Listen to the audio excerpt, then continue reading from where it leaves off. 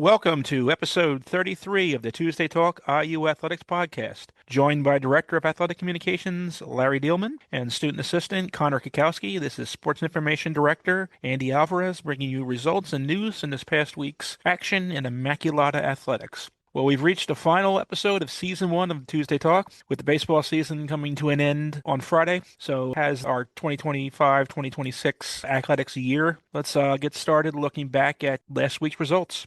Let's go to baseball. Baseball concluded their season in the Atlantic East Conference tournament, taking on Marymount before bowing out to Centenary. Marymount, the game was a 5-2 final in favor of the Saints. Matt Passerini and Josh Goulburn each had a run. Passerini added 3 hits. An RBI went to Hunter Weitzel and JT Luther. Alex LePage started on the mound 8 innings and had 3 strikeouts.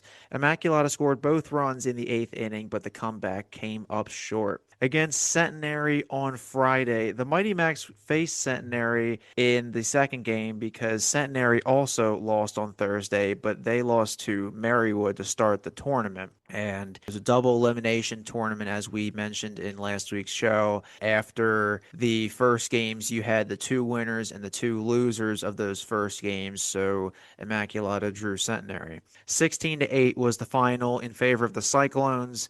Danny Nacito had a good end to his freshman campaign. 3 runs, 3 hits, and 2 RBIs against Centenary.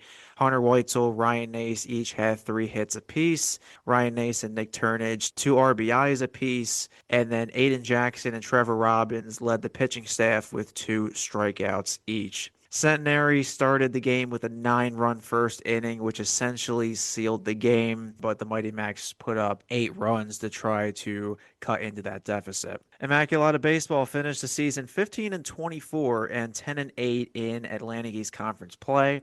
It was a 2-win improvement from last year and 3-win improvement in conference play. So, guys, tough way to end for baseball. They had a lot of good highlights this year, and going 0-2 in the conference postseason, kind of a bummer, but a lot to look forward to. They have a lot of young talent. You're bringing back guys like Alex LePage on the mound, a lot of good hitters, and hopefully they can be competitive in the conference next year. Yeah, that was a tough finish for baseball this year with the loss series to Centenary last week and then a rough tournament here. But, they'll be back.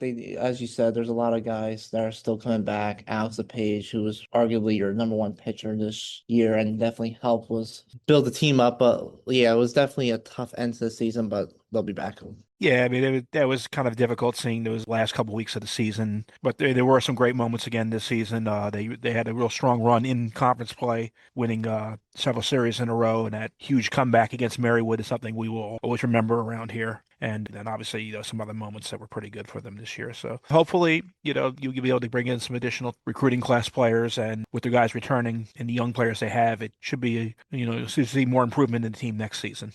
And with that, we'll take a chance to go back and look at some highlights for each of our teams on their seasons this year. And I'll begin looking at the fall. Field hockey had a dramatic come-from-behind win in overtime at Gwynedd and Mercy, where they clinched a playoff spot on the goal by Gigi Fox, overtime winner, sent them on to the conference playoffs and semifinals. Men's soccer, you had the dramatic 0-0 or 0-0, as you say in soccer, draw versus Marymount. Luca Greppolini was outstanding in goal that day. Women's soccer, you had the 1-0 win over Newman here, an AAC win at Faberwall Stadium. Lily McGee scored the lone goal of that game. Women's volleyball had a dramatic comeback win at Newman in the 5th set to win that match and clinch the playoff berth for the first time in a couple years, and got to the conference semifinals for the first time for them. So that was a huge moment for them. Men's and women's cross country teams in the fall ended up as runner-ups in the AEC. So both teams finished second overall. Hopefully that's something they'll be able to improve on going forward. But that was a big moment for their teams in our fall seasons.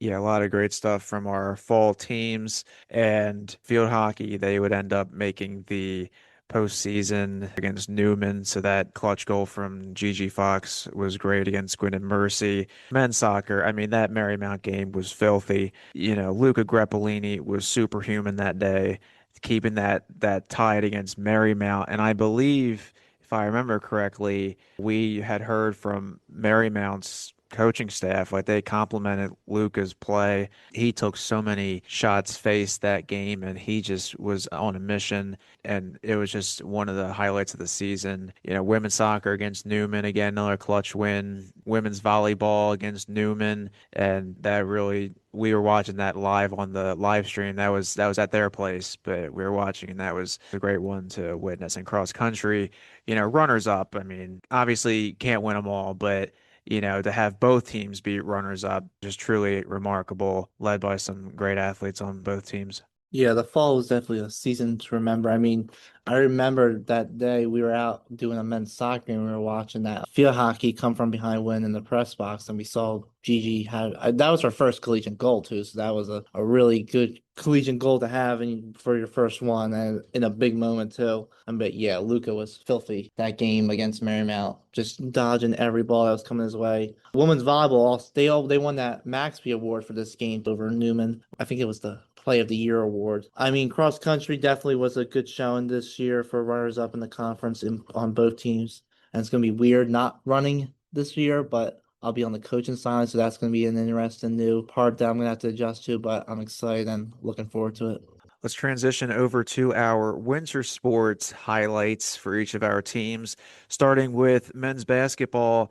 I think there's only one obvious answer, at least one that stands out, is the double overtime home opener against Moravian. That really was a strong start in Kyle Stramera's tenure here as the Mighty Macs head coach. I mean, how else do you want to start with that kind of thrilling game? The Mighty Macs would fall, but just a truly remarkable game, and it was pushing triple OT, and I know we were all dying at the table, but it was a great game overall. Women's basketball, pretty obvious on this one, winning back-to-back Atlantic East Conference championships, this time taking down Marywood, and they got their automatic bid to the NCAA tournament. Men's and women's swimming, each team placed fourth at the Atlantic East Conference Championships. That was in February. And men's and women's indoor track and field rewrote the record book plenty of times with several athletes making top 10 marks. We saw indoor program records in weight throw for Colin Corkery and Maggie Friend. Aubrey Donahue has the 3K meter indoor time, and Joseph Pierre-Jacques with the indoor triple jump record. A lot of great stuff with indoor track and field. As we said, just rewriting the record book. But our winter sports, not too many winter sports, obviously, just because of the weather conditions, but they definitely did their roles. Women's basketball leading the way. And, men's basketball looking to make a comeback next year. Swimming, they'll be looking to get back in the win column, and indoor track and field always doing their thing. Yeah, that was a good season for our winter teams. Obviously, that game with the overtime, being on the broadcast call for that double overtime game, having those, that big 3-pointer hit in that game to kind of force that game along. That was a lot of fun. Then, obviously, what else could you say about what the women's basketball team has been able to do here the last couple of years, and to be to be on the call for those games, and be able to be on the call for the second straight year and my third consecutive year calling an Immaculata championship game. Baseball, obviously, in 2024 down in Shenandoah, and then basketball the last 2 years. That's been a great honor for me to have that privilege to be a part of that and be able to make those calls. And, just to see the team, people doubted them and things like that, but they fought their way through every challenge that was thrown in front of them. Go through the conference schedule undefeated again, this time 14 games, and then take the 2 playoff games. There were a lot of great moments. Obviously, swimming, to have both teams go down to place fourth at the Atlantic East Championships, that was a solid finish for both our teams. And I know he's got a lot of talent coming back and a lot of talent coming in on the swim teams next year. So they look to be even more competitive next year. And, obviously, you're seeing these great people in the track program. Obviously, Aubrey Donahue's been at it for her third year. Then you see freshman Colin Corkery, but also Maggie Friendsman puts up good numbers. It's great to see them continue to push the envelope. And next year, indoor track's going to have an actual championship to compete for with the combination with the United East Conference for indoor track. So that's going to make that even more exciting in the wintertime for them to have something to actually compete for, in addition to just using those meets to prepare for the outdoor season in the spring.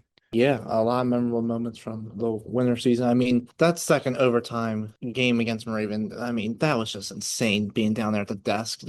I mean, the crowd was just off the walls that night. It was the whiteout game that I planned for when I was the SAC president, but it was definitely an exciting atmosphere to be in. And women's basketball, Not much else you can say about them. Something special for these back-to-back championships. Swimming, good season for them. They're both small teams, but they both battled hard.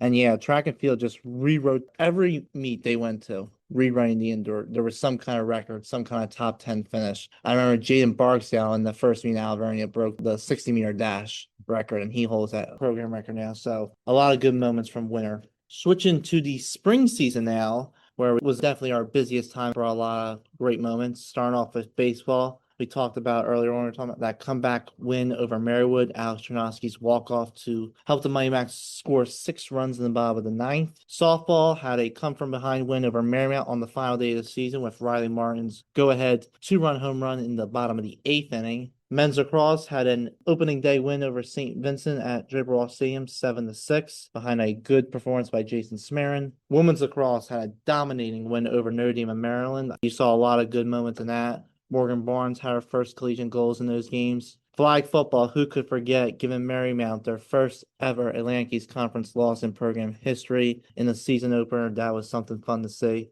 Men's volleyball had the reverse sweep over Newman after being down 2 sets. Men's and women's outdoor track and field hosted the Atlantic East Conference Championship and won multiple postseason awards. Abby Grillo, Rookie of the Year, and her season is actually not done yet because on Monday night this week, she is competing in a last chance qualifier meet to qualify for nationals. I believe if she runs a sub 210, they're going to be taking a trip to Wisconsin come Memorial Day weekend. So that's exciting, and we'll keep everyone up to date on that. And men's and women's tennis, both teams beat Newman to clinch a playoff spot, and that was always something good to see. So the spring was definitely the most busy time for us, but it was definitely brought a lot of good moments too. Yeah, the spring was definitely a crazy time.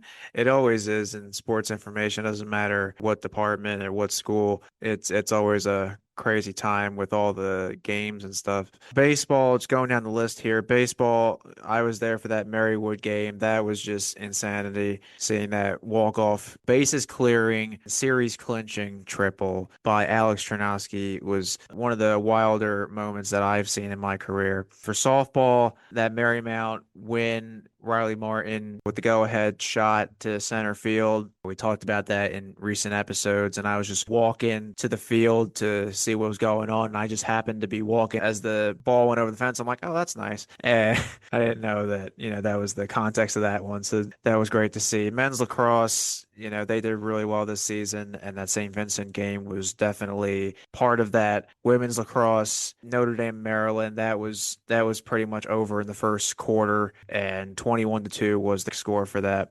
Flag football, seeing Marymount get their first conference loss ever, what an accomplishment, especially with Bill taking over as the head coach this season. New coach and automatically giving Marymount a loss was really impressive. Men's volleyball, that reverse sweep was really cool to see on home court. And you thought down 2-0 and you're like, I don't know. And they really slowly climbed their way back in. And in the fifth set, they had all the momentum. And then for tennis, tough seasons for them, but they did beat Newman. They did clinch a playoff spot. Both fell to the eventual champions.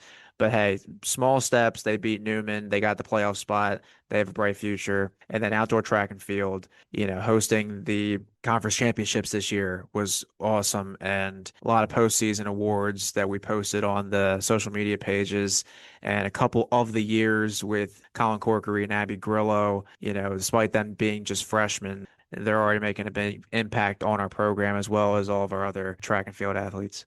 Yeah, that was spring season was crazy at times, but there were some great memories. Connor and I being over at softball when that comeback against Marywood happened, and seeing it through the fence, and Connor's like, "Should I go grab you?" I'm like, "Go, go, go, go!" And he got running there. But I got that interview real quick with Mr. Tronosky, I believe that was after that hit. Softball, I mean, what a moment that was. In her final at bat in college softball, Riley Martin going up there, the pinch hit, knowing that I personally had the feeling that could happen, and she hit the first pitch over the center field fence. To see the excitement in her, the team, see her family, her parents, everything, being there for that moment. That's one of those memories, particularly, like I said, I have a lot of good feelings about this senior class this year because these were the people I started with. So, it's great to see that. Men's lacrosse, that opening day game, wondering if we were ever going to get that game in with the weather and everything like that. Snow piles around the field, and you get going there. They get that goal in the dying seconds to win that game. following a big save by Matt Ludlow.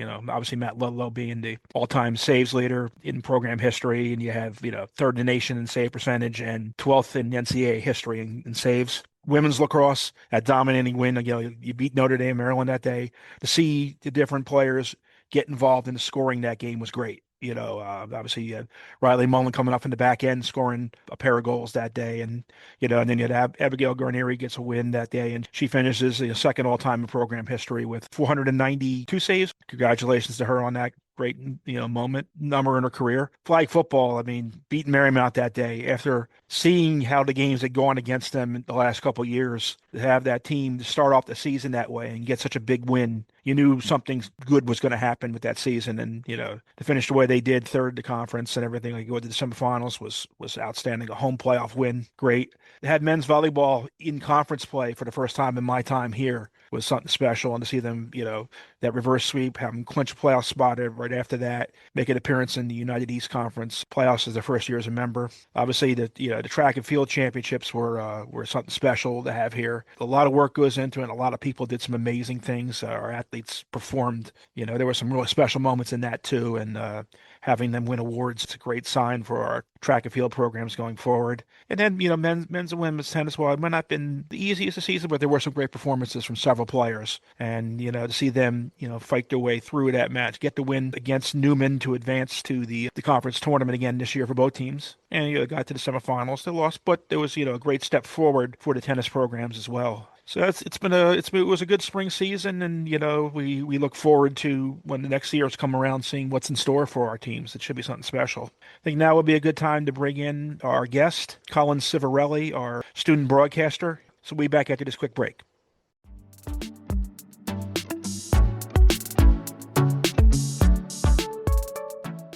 And welcome back to the Tuesday Talk IU Athletic Podcast. We are joined by our final guest of the season, Immaculata Athletics student broadcaster Colin Ciavarelli. Welcome to the show, Colin. Thank you, Andy. Thank you guys for having me on. First, how did you get started doing play-by-play broadcasting, and has it always been your dream to step into this field? Yeah, so I actually didn't start doing any sort of play-by-play till I got here to Immaculata. I expressed interest in doing some football games back in my high school, but I didn't really have time to. But when I got here to IU, I wanted to let myself settle in the first semester, focus on my schoolwork, work on finding a routine for myself. And then once the second semester started, I wanted to make sure I got involved in doing the play-by-play. And to answer the second part of your question, it has always been a dream of mine to at least get involved in some kind of sports media. I've always loved watching sports. Even growing up as a little kid, I would stand in front of the TV and just like have my eyes glued to the screen. So I've always had an interest in it, and it's been wonderful to start to get involved in it this year. Who would you say is your favorite commentator when you watch games on TV, or maybe if you're listening to a radio broadcast, and why? For example, maybe you model your call style after them. Maybe they're very knowledgeable about the event they're covering, something like that. Yeah, that's a great question, Larry. A lot of people, they usually ask me this, and it's always so hard to pick. I mean, there's so many good broadcasters that I model myself after. I mean, the Phillies play-by-play announcer, Tom McCarthy, comes to mind. The Phillies have always been my favorite team since I was a kid, so I've always loved listening to him. But if I had to pick one, I would say Jim Nantz, the lead play-by-play on CBS. He's broadcasted golf for many years. He did basketball till as recent as a couple of years ago. He's done football as well. And I'd say he's my favorite just because he just provides that like soothing voice in the booth. And he's provided some great calls as well throughout his career. So I would say if I had to pick one, I'd model myself after him the closest.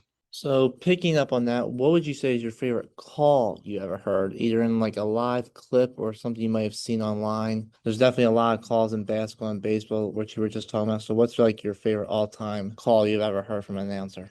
I mean, this is another question I get a lot, Connor. I mean, I'll give you two answers. One answer, I didn't hear it in person, but obviously heard it online. Harry Callis's call when the Phillies won the World Series back in 2008. That last call when Brad Lidge gets the last strikeout, it gives me goosebumps every time I listen to that. And in person, gosh, I mean, I would say when Bryce Harper hit that home run in the 2022 NLCS Game 5, that was Joe Davis who had that call. called it the swing of his life. That was my favorite in-person call to hear. And it always amazes me how these announcers can just come up with the perfect thing to say in like the heat of the moment like that. That's something I think about pretty often. So I just think it's so cool. When you joined us earlier in the year and you had a particular interest in calling basketball and baseball games, how do you prepare for a broadcast in each sport? Are they drastically different approaches, relatively the same? Yeah, I mean, the sports, they're so different, right? I mean, calling basketball versus baseball, I mean, basketball, it's much more fast paced. The action is happening at a much quicker rate. So I would say basketball is a little harder to prepare for because if you take your eyes off the action for like 5 seconds, you're going to miss so much, right? So I would say during that like preparation time, I spend a lot of time looking at the rosters ahead of time, making sure that I'm familiar with the names. Of course, before I started calling basketball and baseball, I really spent a lot of effort in getting to know Immaculata's roster so that I was familiar with all of our own players. And then in terms of the opponents we would face in different games, I would just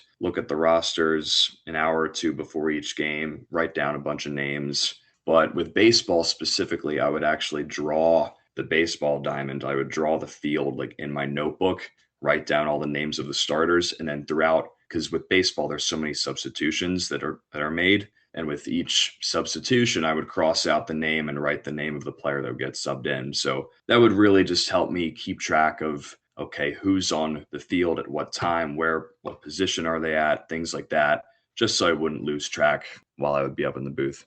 What are your future goals with play-by-play broadcasting? Yeah, it's a great question, Andy. I definitely plan on continuing the play-by-play here at Immaculata.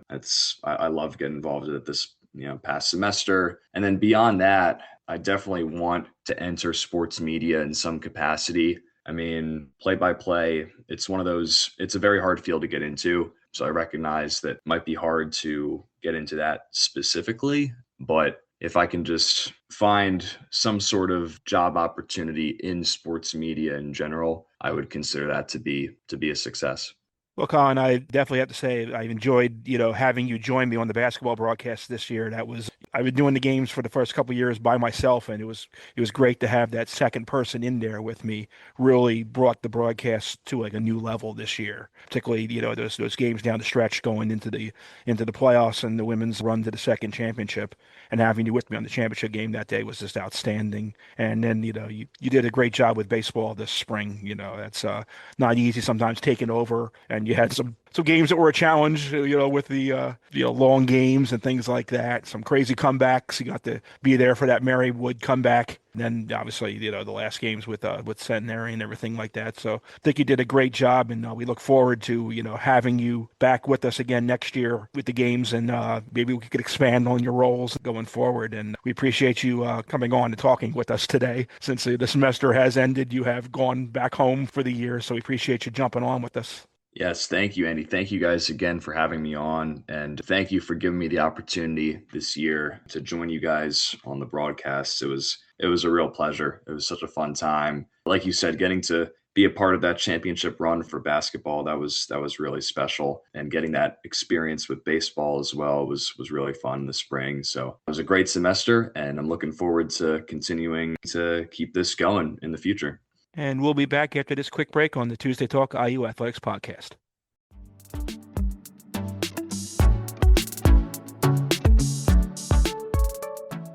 And welcome back to the Tuesday Talk IU Athletics podcast. Well, that will kind of wrap up things here for the season at the Tuesday Talk podcast as we go on a summer hiatus, unless, something major kind of happens over the summer that would prompt a quick episode. The podcast should return sometime in kind of early September, maybe the end of August as the seasons are starting to build for our teams. We'd like to thank all of our listeners and our 37 guests we've had this season for making the first season a success. If you want to be a future guest or have any comments or suggestions, please let us know. This was really fun to do. I look forward to doing it again next year. We're gonna have to find a new title for me better than student assistant, because I'm not technically gonna be a student anymore, but we'll work on that. This has been a lot of fun. I look forward to doing all this again next year, since I am coming back for grad school and assistant cross country and still working with all you guys. So it's gonna be fun next season. Yeah, this has been a great opportunity, and I thank Andy for bringing me on for this. And what started out as a little idea when I first joined Immaculata, it's turned into this big accomplishment. So it's been a great, fulfilling thing to do. Definitely keeps us busy on Mondays and Tuesdays, but definitely has been an awesome ride updating you guys about all the wins and losses and awards and everything that goes on in Mighty Max Athletics has been, really amazing. And we'll look forward to doing that back in September once the season gets underway. But for now, summer hiatus it is, and it's been fun. Yeah, and I'd like to really express my thanks and gratitude to Colin for coming on with us today and help me in the broadcast, but then to have you guys and our other guests, but to have Connor, do the work he's done helping us line up many of our guests. Those guests don't get here if we don't have his help sometimes with getting that stuff coordinated, so that's been huge. And obviously, Larry, your work behind the scenes this year with this really helped a lot to help me get this idea I had from exploring around what other schools were doing and things I wanted to bring here to Immaculata, and to have someone with experience with it to be able to step in and say, okay, we could do this, we can do this.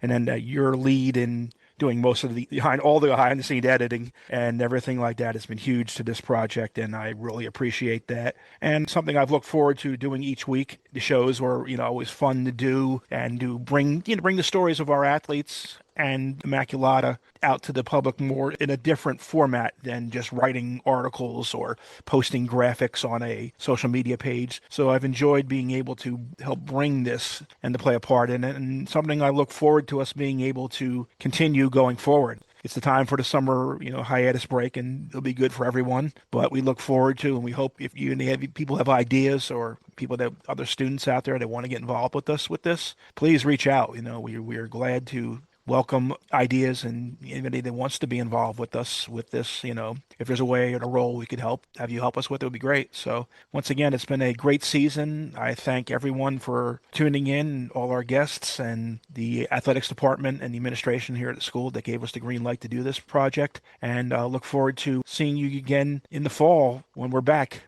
Roll Max.